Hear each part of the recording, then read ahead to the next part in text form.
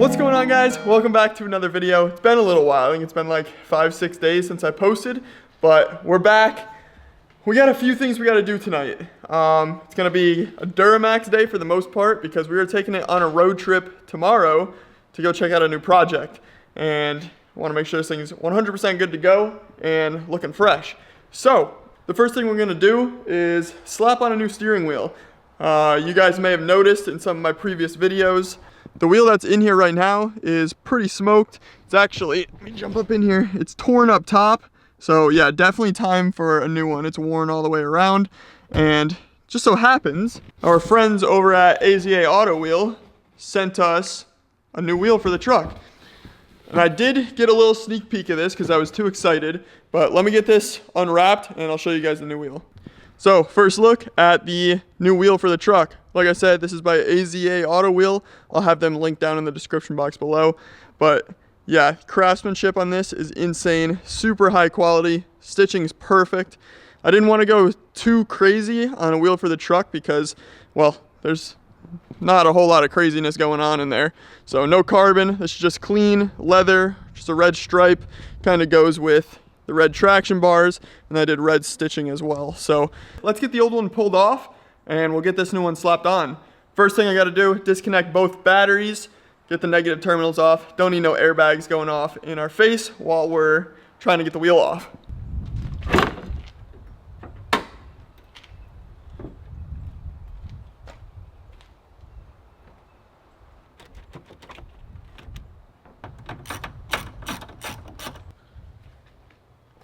So now looking on the side of the wheel, you're gonna see a hole on each side.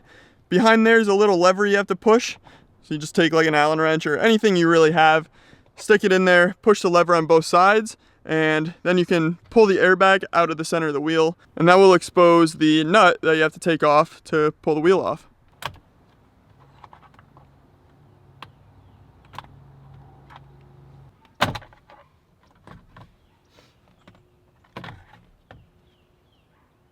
So now behind the airbag, you got one little clip for the airbag itself, and then your little wiring harness, which I assume is for all these buttons on the side of the wheel. So this is just a little clip. You kind of pop up the back, and then it's got two tabs on the side. Pull that off, and then that one, I believe it's just a normal clip. Kind of push on the top latch, and it'll come out, I think.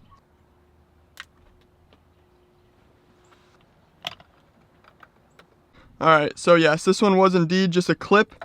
Kind of just push down or push up on the tab up top, and that one comes off. Now I'm just gonna take a 21 mil socket and zip that nut. I'm not gonna take it all the way off because when I'm shaking this wheel, trying to get it to come loose, I don't want it to pop me in the face. So leave yourself a little safety, leave that thing on there a little ways, and that way you're not hitting yourself in the face with the wheel.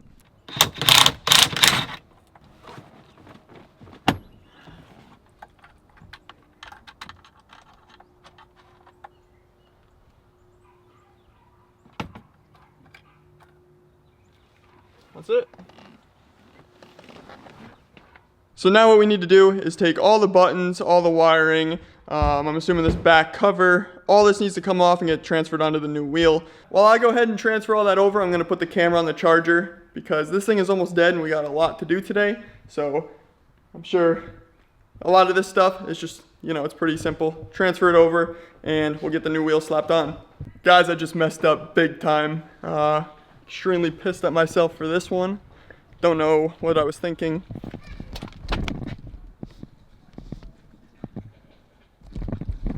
Messed up. So I don't know what, I have no idea. Put the wheel on to take a before picture for Instagram, and I don't even know what happened. I put it on and I like got out of the truck to get in the back seat, took a picture, got back in the truck, and I grabbed the wheel like an idiot to pull myself into the truck, and it broke the whole clock spring out. I'm supposed to be leaving tomorrow to go pick up a car. I've already pushed it off a week, and now I got no clock spring. So I don't know. I have to figure something out with the parts store. Yeah, super aggravated right now, but let me see what I can do. I don't even know how to get to the parts store because my car's in the garage and my truck's in front of it with no clock spring, and I don't know if I can drive without it. Alright, little update. Ended up just cutting the clock spring out. I did order up a new one, so yeah, we'll replace that when it comes in. But for now, we're just going to run it like this. We'll probably have an airbag light, but at least I'll be able to drive the truck. Now, coming in the garage, we got all the buttons swapped over. So this wheel is 100% ready to be installed. Quite a big upgrade from this guy here. Big old hole in the top. And I get black like rubber all over my hands every time I drive the truck. So it'll be really nice to finally have a nice wheel in there. Typically here you would plug in your airbag and your cruise control and all that stuff, but because, you know, the obvious, I'm not going to do that. Just gonna slap this bad boy on.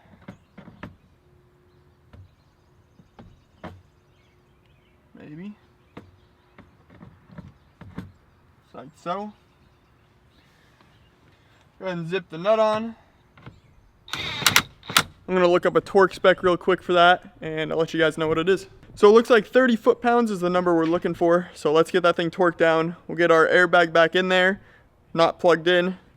Kind of sketch, but oh well. Hopefully a new clock spring will be here by the weekend, and we can get that thing slapped back in, which means we gotta pull everything back apart anyways, but it is what it is.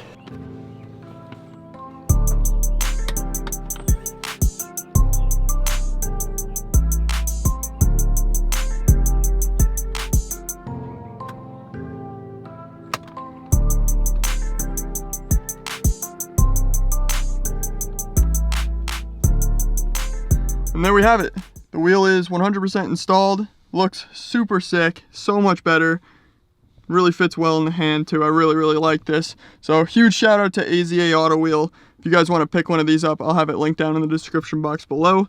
But for now, hopefully, I might have over tightened the horn thing, because I don't know. We'll see if the horn goes off when I start the truck. But now that that's done, let's move on to the next task before we take off tomorrow. Alright, I did just connect the batteries. Start this thing real quick, make sure nothing crazy is gonna happen. Yeah, so we got service airbag right there. I wonder why.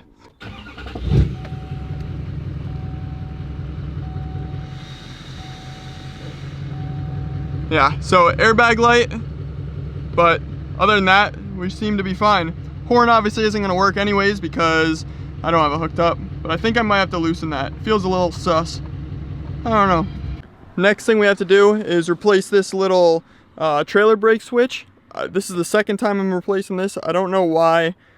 There's a little resistor in there that goes bad, and yeah, without that, we have no trailer brakes. So tomorrow, obviously we're gonna be pulling a car, hopefully, and we need that. So we just have to pull this little lower dash piece down. It's like 2 screws and a 10 mil on my truck, and then 2 clips pull this out, and 1 electrical clip.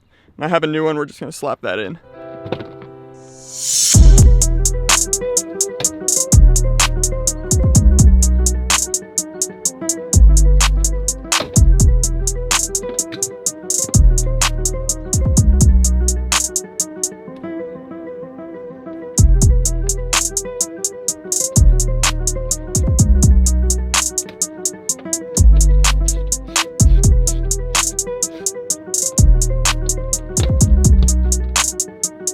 3 minutes later, we got this bad boy swapped out for the second time.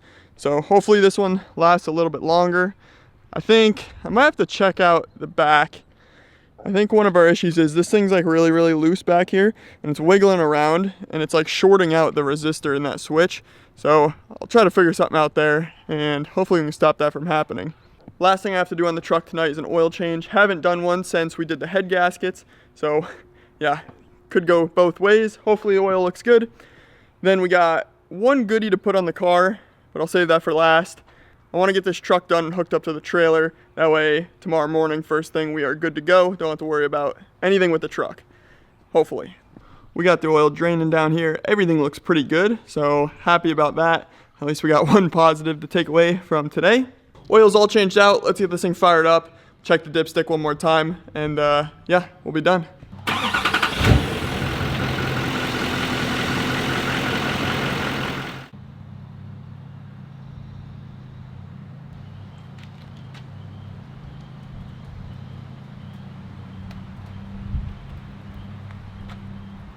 Kind of weird. Every time I've ever filled this truck, One of these big bad boys has always filled it perfect to the top of the dipstick.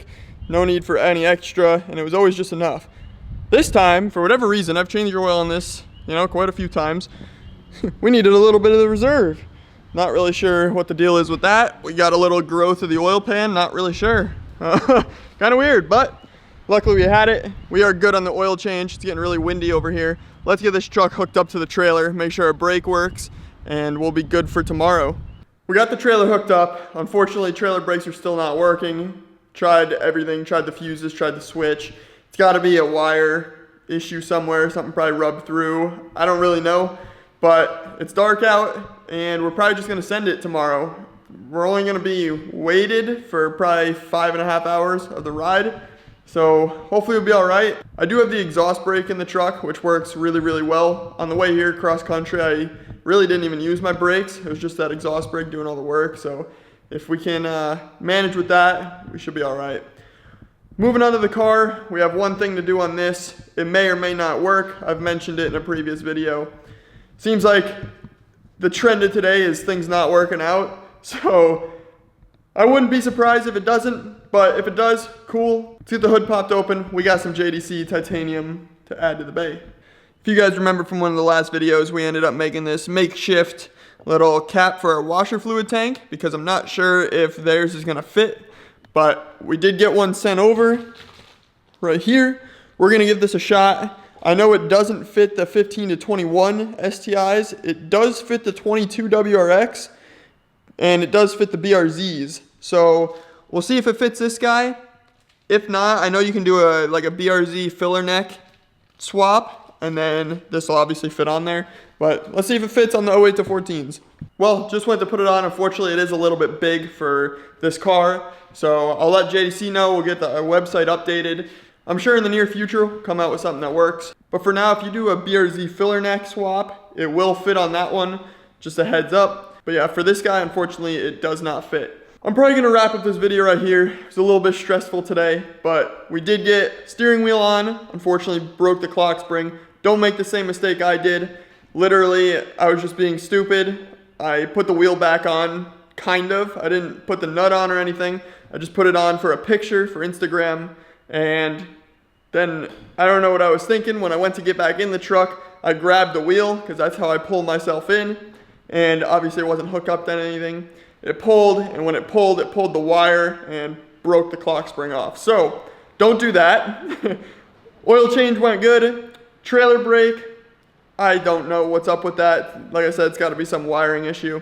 And the car, unfortunately, the washer fluid cap doesn't fit, but what can you do? So I'm gonna wrap up this video right here. I will have AZA Auto Wheel linked in the description box below. Also JD Customs. Remember, use my code BSchoenborn to save 10% on all your titanium goodies in your bay. And that's pretty much it. I'll catch you guys in the next video. Peace out. See y'all later.